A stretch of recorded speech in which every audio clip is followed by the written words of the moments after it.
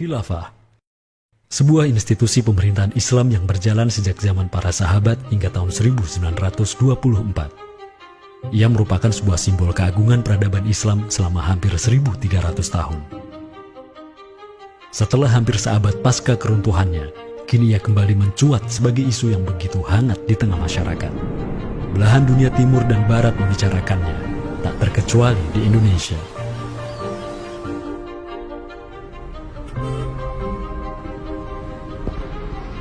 Perdebatan tentang khilafah tak terhindarkan. Apakah ia pantas diterima atau tidak di zaman modern saat ini? Kita tahu khilafah atau kehilafahan Islam itu di Nusantara bukan hal yang baru.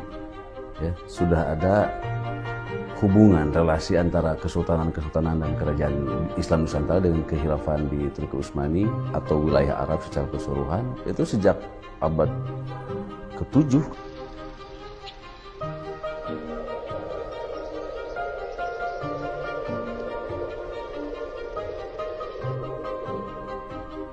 Sejarah khilafah yang panjang di pentas dunia telah memainkan debutnya di Nusantara. Islam yang diemban para punggawanya telah menjadikan Nusantara jaya dan menjadi sumber utama perlawanan terhadap para penjajah. Inilah kisah tentang Nusantara dan jalinannya dengan sang negara adidaya.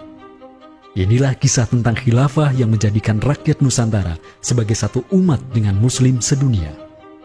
Inilah kisah tentang jejak khilafah di Nusantara.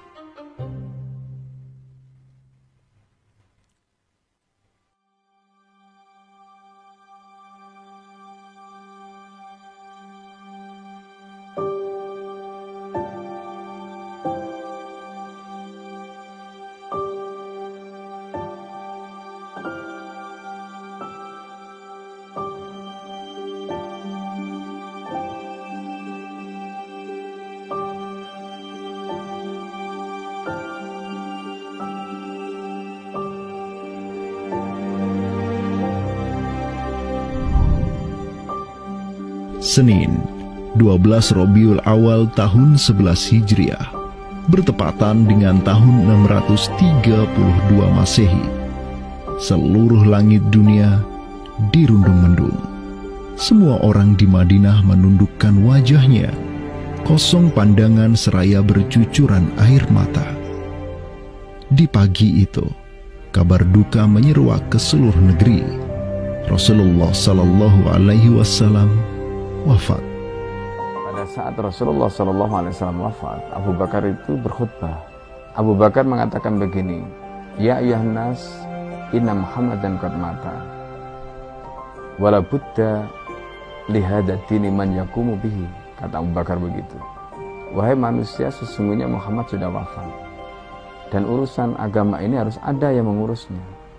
Setelah Abu Bakar menyampaikan demikian, para sahabat pun segera bersepakat untuk mencari dan memilih Khalifatur Rasulillah, seorang pengganti Nabi, untuk menjaga agama dan menjalankan urusan dunia. Mereka bahkan lebih menyegerakan urusan ini ketimbang menyegerakan pemakaman jasad Rasulullah SAW yang mulia, menandakan bahwa urusan kepemimpinan untuk kaum muslimin pasca wafatnya Nabi merupakan perkara yang amat mendesak. Karena itu Sayyidina Umar juga mengatakan, La islama illa bil jamaah, wala jama'atan illa bil imarah, wala imaratan illa bil ta'ah. Umar juga memahami sebagaimana yang dipahami oleh Abu Bakar. Islam ini tidak akan kuat kecuali dengan adanya jamaah, dengan adanya persatuan. Dan tidak mungkin umat ini bisa bersatu kecuali dengan adanya imarah, adanya khilafah, adanya kepemimpinan. Dan tidak mungkin adanya imarah kecuali dengan adanya ketaatan. Jadi para sahabat itu paham itu. Kemudian para sahabat itu juga menjalankan apa yang diperintahkan Nabi dalam hadis yang lain. Apa kata Rasulullah? Alaikum bisunnati. Kalian harus pegang teguh sunnahku. Wa sunnatil khulafa'ir rasyidin al-mahdiyyin min ba'di. Dan sunnah para khalifah rasyidin al-mahdiyyin min ba'di mendapatkan petunjuk setelahku. Kemudian Nabi mengatakan, Addu alaiha bin nawajidi. Kalian harus gigit sunnah itu dengan menggunakan gigi geram dan jangan dilepaskan. sunnah yang ditinggalkan oleh para khulafaur rasyidin itu apa? Pertanyaannya begitu. Jawabannya tidak lain adalah khilafah itu, sistem khilafah itu. Maka di Saqifah Bani Sa'idah bersepakatlah kaum muslimin untuk memilih Abu Bakar sebagai khalifah pertama untuk mengatur negara mereka yang disebut sebagai khilafah Islamiyah. Negara khilafah di bawah kepemimpinan Abu Bakar dan khalifah-khalifah setelahnya, Umar bin Khattab, Utsman bin Affan, dan Ali bin Abi Thalib cepat sekali berkembang. Mereka memperluas wilayah khilafah hingga mendobrak dua negara adidaya saat itu, Kekaisaran Persia dan Imperium Romawi. Semua aktivitas ekspansi tersebut merupakan realisasi kebijakan politik luar negeri khilafah Islamiyah, dakwah, dan jihad. Sementara di Timur Tengah sedang terjadi revolusi tauhid yang luar biasa dengan munculnya negara adidaya baru yang bernama Khilafah Islamiyah. Jauh di sebelah timur, terbentang sehamparan kepulauan yang teramat luas wilayahnya. Masing-masing pulau ini begitu hijau hutannya, mata air mengalir dengan begitu derasnya, disertai kekayaan alam yang melimpah ruah jumlahnya, baik di bawah maupun di atas tanah, baik sebelum maupun selepas pantai. Negeri itu dikenal sebagai Nusantara. Diapit oleh dua benua dan dua samudra, amatlah strategis posisi wilayah Nusantara, menjadikan ia sebagai pelabuhan dagang yang ramai, tempat bertemunya bangsa-bangsa dunia. Kala itu, belumlah penduduk di Nusantara mengenal Islam, sementara kehidupan mereka sedang diselimuti oleh kegelapan. Namun, tatkala Islam sedang membara di Timur Tengah, tentu sampailah pengaruhnya ke Nusantara.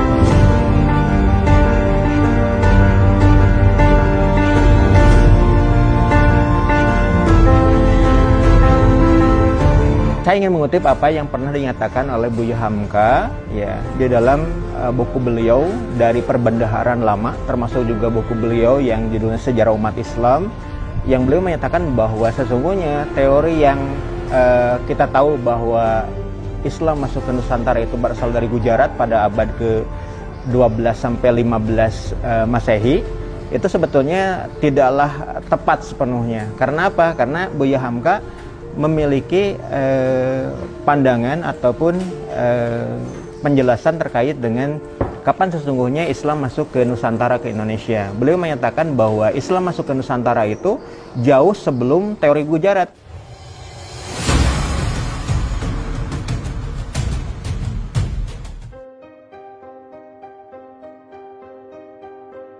Di bawah pemerintahan Khulafaur Rasyidin yang wilayahnya membentang dari Afrika Utara sampai Persia, perdagangan kaum muslimin berkembang pesat dengan dikuasainya pelabuhan-pelabuhan strategis di Samudra Hindia. Hubungan diplomatik dan komersial pun terjalin dengan sejumlah kerajaan dari India sampai Cina. Sui Tang Shu, sebuah kronik kuno dari dinasti Tang di Cina mencatat, telah datang serombongan utusan khilafah ke hadapan penguasa Cina di tahun 651 Masehi, di mana tahun tersebut merupakan masa Khalifah Utsman bin Affan. Hubungan khilafah dengan dunia timur terus berlanjut sampai di mana khilafah beralih ke pemimpinannya di bawah otoritas Bani Umayyah. Apabila hubungan negara khilafah dengan kekaisaran Cina sudah terjalin sejak masa Khulafaur Rasyidin melalui jalur laut, tentulah utusan khilafah akan melalui wilayah Nusantara yang menjadi penghubung antara Timur Tengah dan Asia Timur. Dan di ujung paling barat wilayah Nusantara, terdapat pulau besar yang kala itu dikenal oleh bangsa Arab sebagai Sribuza, pelafalan mereka untuk menyebut kerajaan Sriwijaya. Pelabuhan-pelabuhan di kerajaan Sriwijaya senantiasa menjadi titik transit setiap kapal yang hendak melanjutkan perjalanannya. Tentu, penguasa Sriwijaya akan menyadari keberadaan pelayar-pelayar muslim yang singgah di wilayah kekuasaannya. fakta bahwa kerajaan Maharaja Indravarman di Sriwijaya itu ada komunikasi dengan Daulah Umayyah, mengirim surat 2 kali yang isi suratnya itu dari raja dengan 1000 gajah ya dan sebagainya, yang menunjukkan surat menyurat seabad itu yang menunjukkan ada hubungan kekhilafahan dengan Nusantara. Dan secara historis ya sangat logis ketika itu superpower dunia adalah khilafah. Surat yang dikirim oleh Maharaja Sri Indrawarman dari Sriwijaya tersebut dialamatkan ke Damaskus, ibu kota Khilafah Umayyah yang saat itu dipimpin oleh Khalifah Umar bin Abdul Aziz. Dalam surat itu disebutkan, min malikil amlak alladhi huwa ibnu alfi malik walladhi tahtahu bintu alfi malik walladhi fi marudatihi alfu filin walladhi lahu nahrani yumbitani al-auda wal-allawha wal-jawza wal-kafura alladhi yujadu rihuhu ala masirati 12 milan ila malikil arab alladhi la yushriku billahi syai'an. Amma ba'du, fa inni qad ba'athtu ilayka bihadiyatin wa ma hiya bihadiyatin walakinnaha tahiyatun wa ahbabtu an tab'atha ilayya rajulan yu'allimunil islama wa yuwaqqifuni ala hududihi wassalam. Maka di bawah kepemimpinan sang Khalifah Umar bin Abdul Aziz, khilafah menyebarkan rahmatan lil alamin ke segala penjuru dunia, termasuk Nusantara.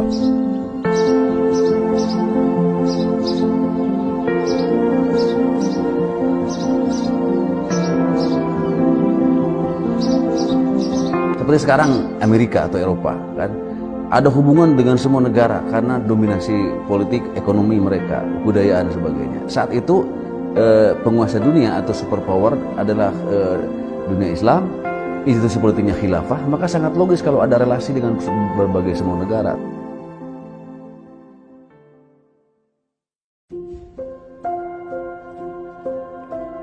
Tahun 1258, dari arah timur datanglah segerombolan pasukan yang mengerikan. Tubuh mereka besar-besar bak raksasa, berkulit kuning dan begitu mahir berpanah dan mengendarai kuda. Inilah pasukan Mongol yang datang dari utara Cina. Khalifah Al-Musta'sim itu dibunuh oleh Hulagu Khan, ya, pemimpin tentara Mongol. Kemudian pasca penaklukan Baghdad, itu Baghdad menjadi kota kosong, ya. Penduduknya dibantai, khalifah dibunuh, ya. Kotanya dibakar, perpustakaannya dihancurkan, wah pokoknya kacau sekali lah. Nah, tapi ternyata banyak keluarga Abbasiyah, ya, dinasti Bani Abbasiyah yang dia itu selamat dari pembantaian orang-orang Mongol, dan mereka itu akhirnya berdiaspora, mengungsi, ya. Ada yang berdiaspora, ada yang mengungsi ke Hijaz, ada yang mengungsi ke daerah Najd, ya, ada yang mengungsi ke daerah Mesir. Ada satu keturunan Abbasiyah, Bani Abbasiyah, yang dia itu mengungsi sampai ke Aceh, gitu. Dimana Aceh itu dulu, ya, negara yang berkuasa di sana adalah Samudra Pasai.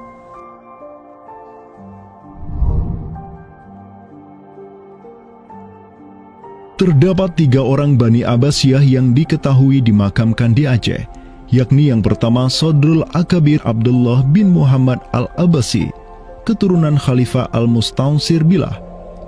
Kedua, istrinya Siti Rahiman binti Malikul Mu'azzam, dan ketiga, anaknya Sodrul Akabir Yusuf bin Abdullah Al-Abbasi. Mereka bertiga dimakamkan di kompleks yang sama. Yang paling monumental, yang paling besar di sini kita lihat adalah seorang tokoh yang memiliki predikat As-Sadr Al-Kabir ataupun pengawal para pembesar yang derajatnya mungkin setingkat dengan Perdana Menteri. Beliau bernama Abdullah bin Muhammad bin Abdul Qadir bin Abdul Aziz bin Al-Mansur Abi Ja'far Al-Abbasi, yang mana genetika beliau yang daripada Al-Mansur ini sendiri yang merupakan kakek buyut daripada Abdullah ini adalah seorang khalifah dari Bani Abbasiyah. Bani Abbas ini yang terkubur di Aceh, ya, Lok Sumawe ini, ayahnya ini, ya, Muhammad bin Abdul Qadir. Ternyata dia itu dicatat oleh Ibnu Battutah, ya, dicatat oleh Ibnu Battutah dalam rihlahnya kitab Tuhfatun Nazar, ya. Nah, dia itu ayahnya Abdullah bin Muhammad Sodrul Akabir yang di Pasai itu menjadi gubernur, ya, menjadi gubernur di mana? Di daerah India, gitu, dicatat oleh Ibnu Battutah, gitu, ya. Dan Ibnu Battutah mencatat sultan-sultan di India itu begitu hormat, ya, begitu taat, dan mereka itu memuliakan keturunan Khalifah Abbasiyah ini, ya, keturunan Khalifah Al-Mustansir Billah, begitu. Nah, ini mengindikasikan bahwasanya apa? Sultan-sultan India itu begitu memuliakan, dan mereka itu dalam satu riwayat lain juga membaiat Khalifah Abbasiyah yang ada di Mesir. Sementara sultan-sultan di India, ya, kesultanan Islam di India itu punya hubungan erat dengan Samudra Pasai, begitu. Nah, di sini kita bisa menduga kuat bahwasanya Samudra Pasai itu juga berbaiat kepada Khalifah Abbasiyah. Samudra Pasai pada masa itu berbaiat kepada dinasti sebelum Utsmaniyah berkuasa, yaitu kita menduga dan meyakini hal tersebut sesuai fakta-fakta yang kita temukan di lapangan bahwa Madinatul Sumatera ataupun Jaziratul Jawi, Samudra Pasai itu berbaiat langsung kepada dinasti Abbasiyah. Sultan Zainal Abidin bin Ahmad bin Malikus Zahir bin Malikus Saleh, penguasa Pasai di masa Sodrul Akabir Abdullah Al-Abbasi hidup, menyatakan baiatnya kepada Khalifah Al-Mutawakkil 'ala Allah di Kairo di awal abad ke-15. Begitu pula sebelumnya, Sultan Muhammad bin Tughluk di Delhi diikuti oleh Sultan Jalaluddin Muhammad dari dinasti Raja Ganesh di Bengali dan penguasa dari dinasti Utsmaniyah di Turki, Sultan Bayazid pertama. Seluruh sultan di dunia Islam menyatakan baiatnya kepada Khilafah Abbasiyah semenjak gelombang badai Mongol berhasil dihentikan oleh pahlawan-pahlawan Mamluk. Pusat Khilafah Abbasiyah kini berpindah ke Kairo, Mesir, dan menjadi magnet kaum muslimin global. Dari pusat khilafah inilah dakwah Islam mulai bangkit kembali dan menggencarkan aktivitasnya dengan mengirim berbagai juru dakwah ke seluruh penjuru alam. Dengan Samudra Pasai yang mendaulatkan dirinya sebagai Darul Islam yang berbaiat kepada Khalifah, Samudra Pasai mengemban tugas untuk mengubah seluruh Asia Tenggara dari Darul Kufri menjadi Darul Islam.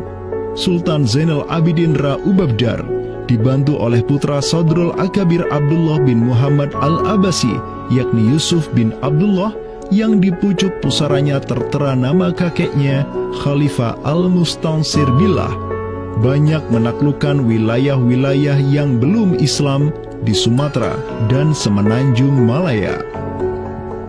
Seperti Ra Ubabdar. Ra Ubabdar itu berasal dari dua kata, Ra dan Ubabdar, yang mana artinya adalah penguasa gelombang. Ini adalah sebuah predikat yang sangat luas sebenarnya maknanya. Sesuai dengan masa yang ditorehkan pada waktu tersebut, bahwa Sultan Zainal Abidin Ra Ubabdar bin Ahmad bin Muhammad bin Al-Mali As-Salih ini adalah salah satu masa kegemilangan Samudra Pasai, yang mana kita ketahui setelah masa tersebut yang memimpin Kesultanan Sumatera adalah anak keturunan daripada beliau ini, yang jumlahnya sampai 11 orang sultan. Bergerak dan terus bergerak itu meluaskan dakwah Islamnya sampai ke pulau-pulau. Itu masa Zainal Abidin Ra Ubabdar, terutama penakluk gelombang yang dijuluki beliau itu melebarkan sayap itu sampai ke seluruh Asia Tenggara. Digelarilah Sultan Zainal Abidin Pasai dengan sebutan Ra Ubabdar, bahasa Persia untuk gelar sang penakluk gelombang, karena dengan arungan pasukannya yang luar biasa di atas gelombang laut Nusantara, ia membuka banyak sekali wilayah, seperti Malaka misalnya, di mana di sanalah Sultan Zainal Abidin Ra Ubabdar menempatkan putranya Sultan Mansur sebagai penguasa Darul Islam Malaka. Kesultanan Samudra Pasai banyak pula mengirimkan juru dakwahnya untuk meminta penguasa-penguasa Nusantara lain agar menerima Islam. Salah satu juru dakwah tersebut dikirim ke Jawa Timur, pusat pemerintahan rezim yang mendominasi wilayah Nusantara saat itu, Kerajaan Majapahit.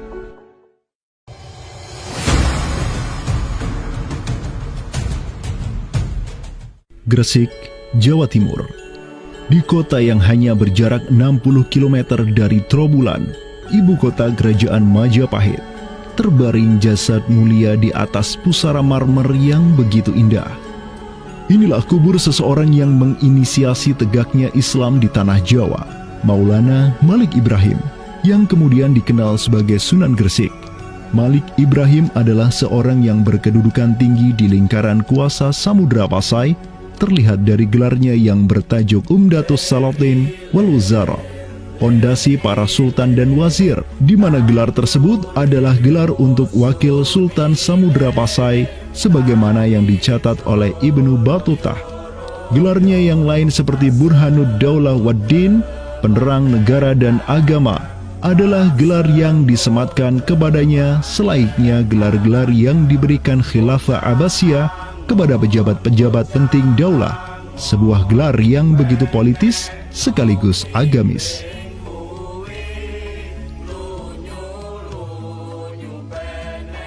Maulana Malik Ibrahim dikirim oleh Pasai untuk mendakwahkan Islam kepada rakyat dan para penguasa Majapahit. Banyak orang-orang dari kesultanan ini, Kesultanan Samudra Pasai, yang itu berbaiat langsung ke khalifah, itu mengirim orang-orang atau orang-orang Pasai itu banyak bermigrasi ke daerah-daerah lain di Nusantara. Misalkan ya, kalau kita perhatikan makam tertua, ya, salah satu makam tertua di Jawa yang sekarang terletak di Gresik, siapa orangnya? Ya, pemilik makam ini itu adalah Maulana Malik Ibrahim. Maulana Malik Ibrahim, ya, kalau kita perhatikan makamnya yang di Gresik itu sama persis gayanya dengan apa? Dengan makam-makam yang ada di Pasai, begitu.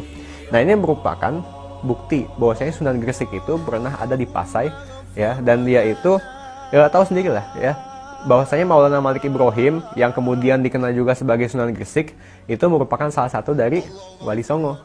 Bersama kakek, paman, keponakan, cucu cicit dan murid-murid pilihannya yang kemudian disebut Wali Songo, Maulana Malik Ibrahim berdakwah di Jawa dan menyebarkan Islam di kalangan penduduknya.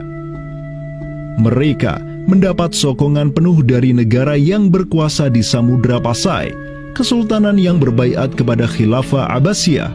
Dakwah mereka terus berkembang, perlahan namun pasti, dan mulai melumat persendian kuasa Majapahit yang mulai keropos akibat kekacauan internal mereka sendiri.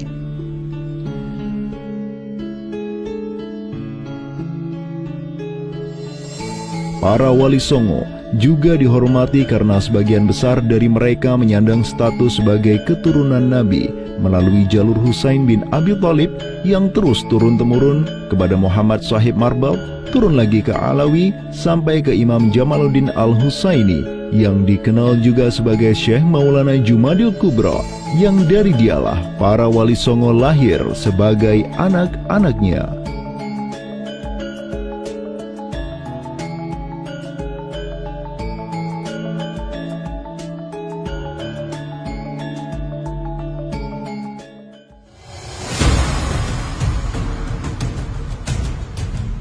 Bertolak dari Gresik, dakwah para wali menyebar ke kota-kota lainnya di Pulau Jawa, bahkan sampai keluar Jawa seperti Maluku, Ternate, Makassar, Kalimantan, dan sebagainya.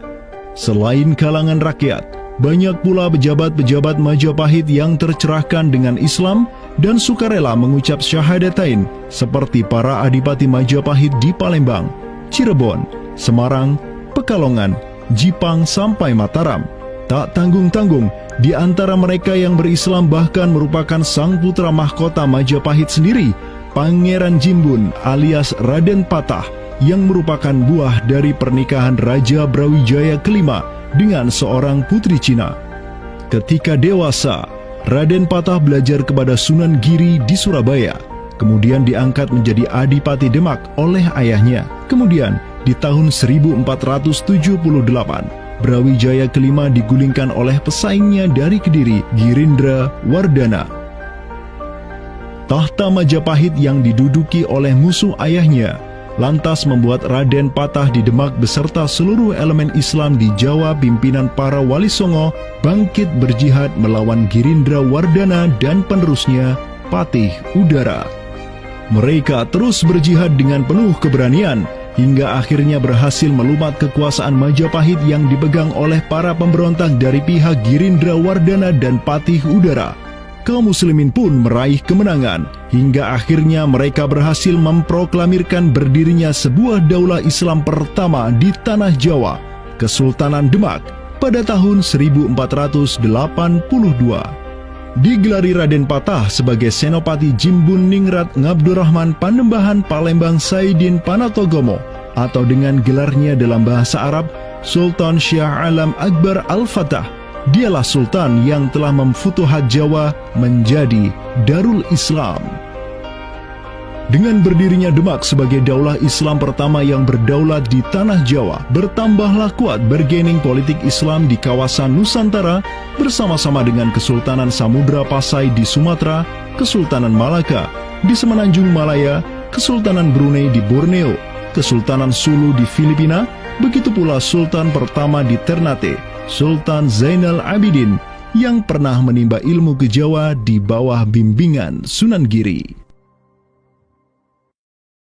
Dalam rentang abad yang bersamaan, kemenangan daulah Islam di kawasan Nusantara juga diiringi dengan penaklukan Konstantinopel, ibu kota Romawi Timur, oleh salah seorang sultan dari Bani Uthmaniyah, Muhammad Al-Fatih.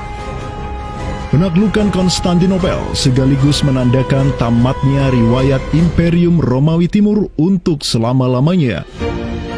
Penaklukan Konstantinopel pada tahun 1453 oleh Muhammad Al-Fatih, sang Sultanur Rum, merupakan realisasi dari janji yang telah terucap ratusan tahun sebelumnya oleh lisan mulia sang Sayyidul Mustafa, Rasulullah Muhammad Sallallahu Alaihi Wasallam. Sungguh, Konstantinopel akan benar-benar ditaklukkan. Sebaik-baik pemimpin adalah pemimpin yang berhasil menaklukkan Konstantinopel, dan sebaik-baik pasukan adalah pasukan yang menyertainya. Dengan dikdayanya kuasa Islam di tanah Rum, menjadikan para penguasa Uthmaniyah mempunyai citra istimewa di kalangan rakyat Nusantara.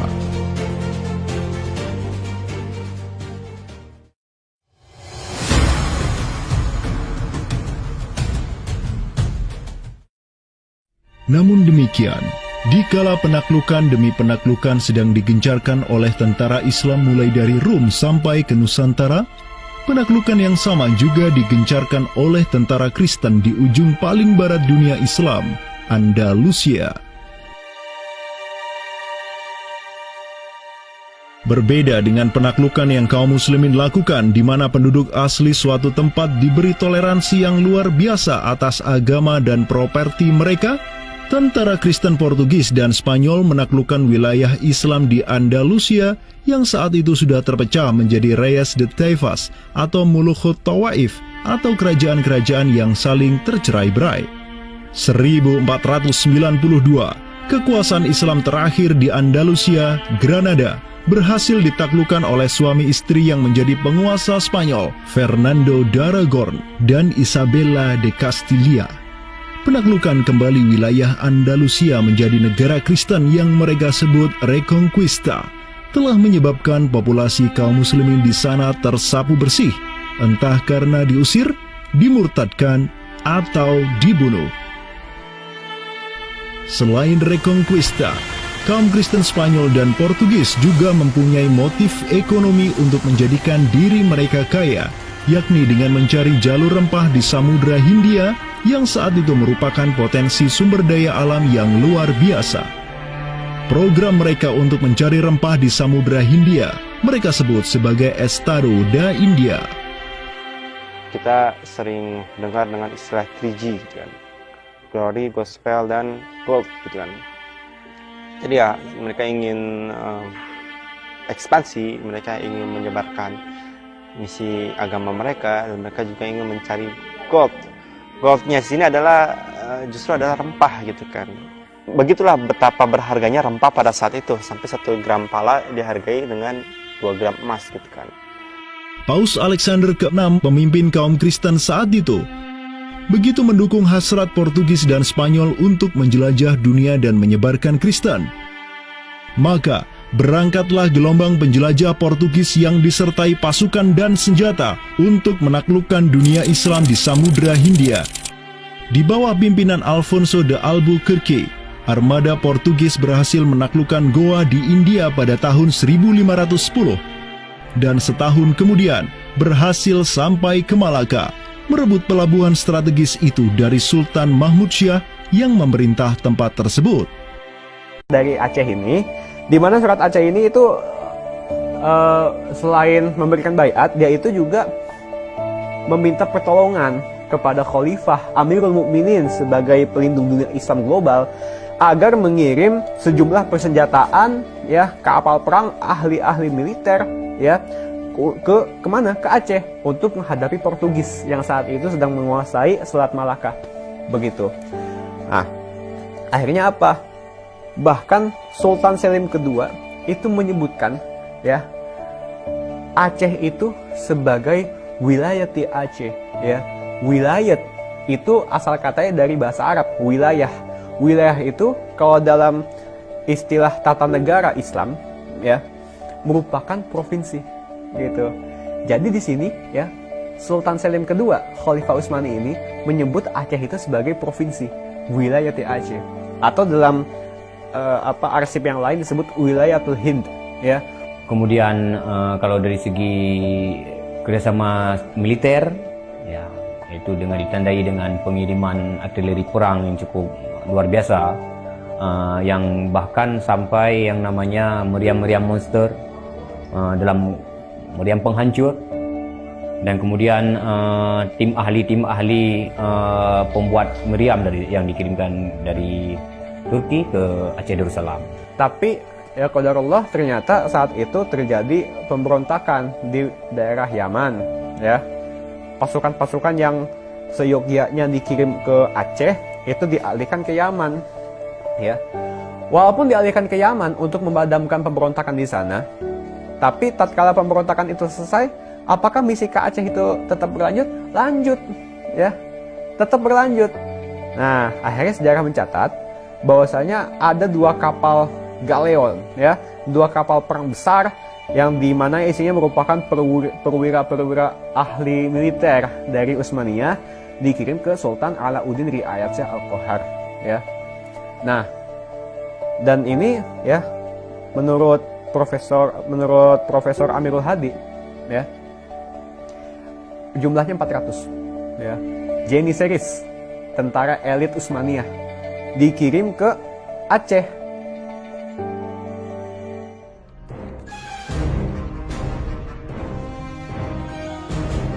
Selama masa Sultan Alauddin Riayat Shah Al-Qahar, Aceh melancarkan serangan besar-besaran ke Malaka demi menghancurkan Portugis.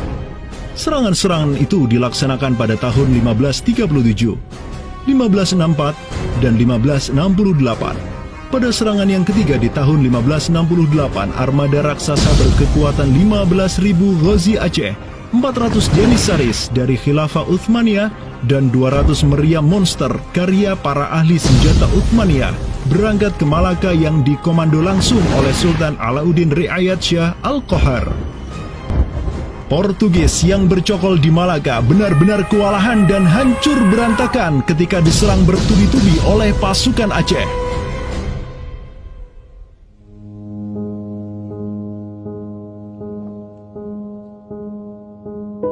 Walau demikian, Portugis berhasil bertahan karena dibantu oleh sekutu-sekutunya dari Johor dan Kedah. Banyak korban yang berjatuhan baik dari pihak Aceh maupun pihak Portugis. Begitu pula ada beberapa Janissaris Uthmaniyah yang turut gugur dalam jihadnya di kawasan Nusantara ini. Ada satu daerah di kawasan Bandar Aceh ini, Bandar Aceh Darussalam itu Kampung Bitai. Itu tempat para tentara-tentara Turki syahid. Kemudian dimakamkan di Bitai.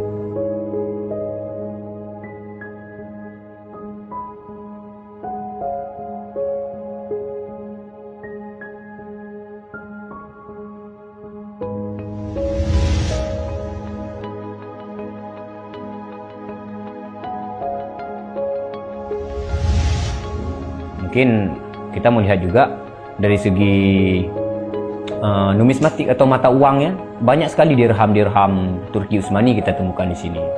Ini adalah Gampung Pande, sebuah rawa kumuh yang terletak di tepi pantai Kutaraja, Banda Aceh. Semenjak tahun 2006, tempat ini sudah dijadikan sebagai tempat pembuangan akhir untuk sampah dan tinja. Kemudian sempat pula ingin dibangun di atasnya instalasi pengolahan air limbah atau IPAL oleh Pemda setempat. Namun siapa sangka, di tempat yang nasibnya begitu menyedihkan hari ini, di tahun 2013 lalu, telah ditemukan tidak kurang dari 6.000 keping dinar dan dirham yang dicetak oleh Khilafah Utsmaniyah dan Kesultanan Aceh. Dari Sultan Sulaiman Al-Qanuni kita temukan di sini. Kemudian Sultan Murad juga kita temukan di sini. Gampung Pande yang merupakan salah satu kawasan Islam tertua di Aceh, di mana di sanalah terdapat ribuan makam tokoh-tokoh penting Islam yang datang dari seluruh penjuru negeri. Dan beginilah nasibnya sekarang, terhinakan oleh orang-orang yang melupakan sejarah besarnya, tak tersentuh oleh peradaban modern yang durhaka kepada sejarah Islamnya. Walau demikian, kenangan tentang mereka takkan pernah hilang dan akan terus teringat oleh anak cucu kita. Mereka akan terus mengingat bahwa orang tua kita dahulu, para penguasa kita yang soleh dulu, pernah menyatakan baiatnya kepada Amirul Mukminin, khalifahnya umat Rasulullah Sallallahu Alaihi Wasallam. Inilah kubur orang yang dirahmati lagi diampuni. Dialah Al-Ghazi, sang petarung di jalan Tuhan semesta alam, penentang kaum kafir dan musyrikin, pecinta kaum fakir dan miskin, Sultan Alauddin Riayat Shah, naungan Allah di muka bumi, putra Sultan Ali Mughayat Shah. Semoga Allah menyiramkan rahmat ke atas pusaranya dan menjadikan surga tempat kediamannya.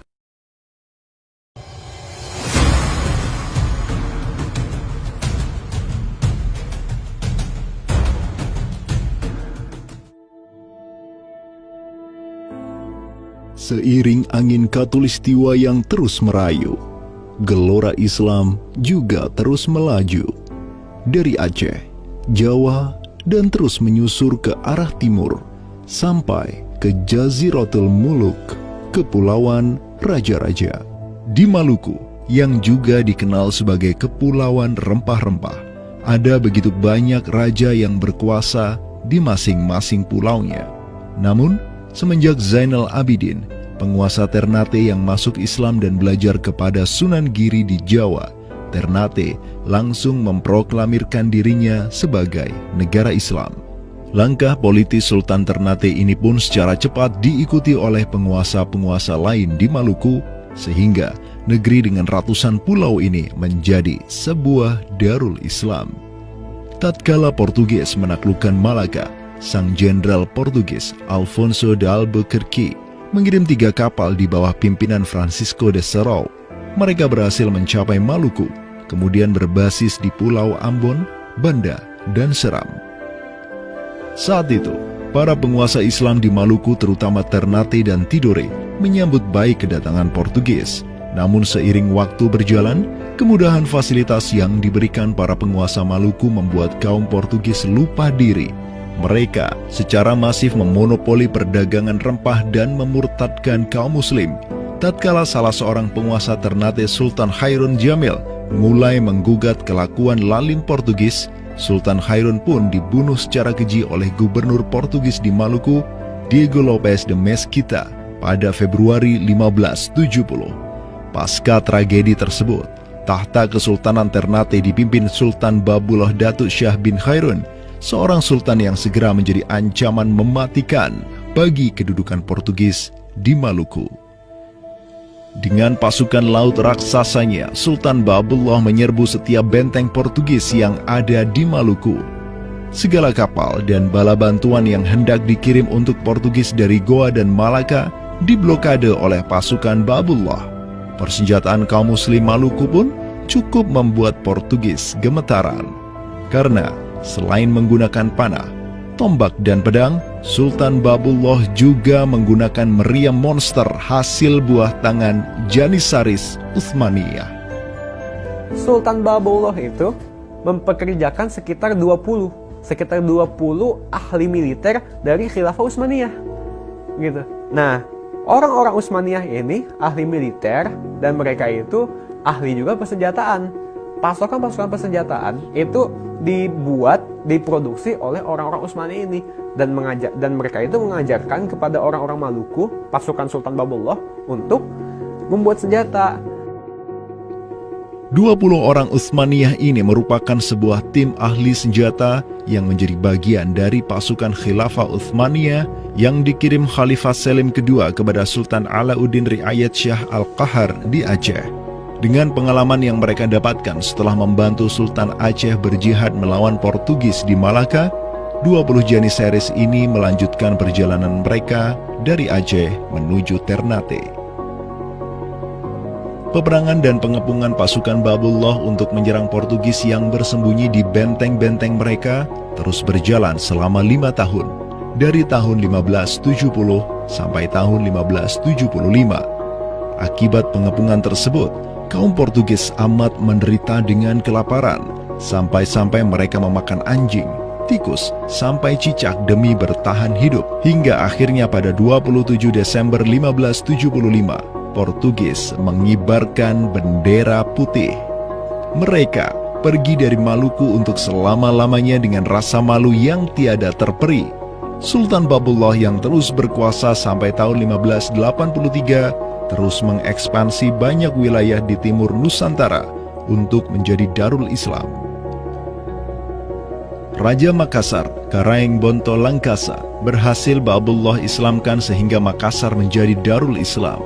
Begitu pula dengan Luwuk, Banggai, Mindanao, Nusa Tenggara, Aru, Halmahera, Jailolo, Bacan, hingga Papua. Semuanya tunduk kepada Sultan Babullah sehingga ia dijuluki sebagai penguasa 92 pulau. Dengan prestasi yang demikian luar biasa, tentu Babullah tidak berdiri sendiri. Ada ikatan solidaritas dengan sultan-sultan Aceh, Jawa, sampai Filipina. Ikatan sebagai satu umat. Ikatan dengan satu akidah, akidah Islam. Ikatan dengan satu semangat, semangat jihad. Dan ikatan dengan satu kepemimpinan, karena seluruh sultan di Nusantara tunduk dan begitu hormat pada Khilafah Utsmaniyah.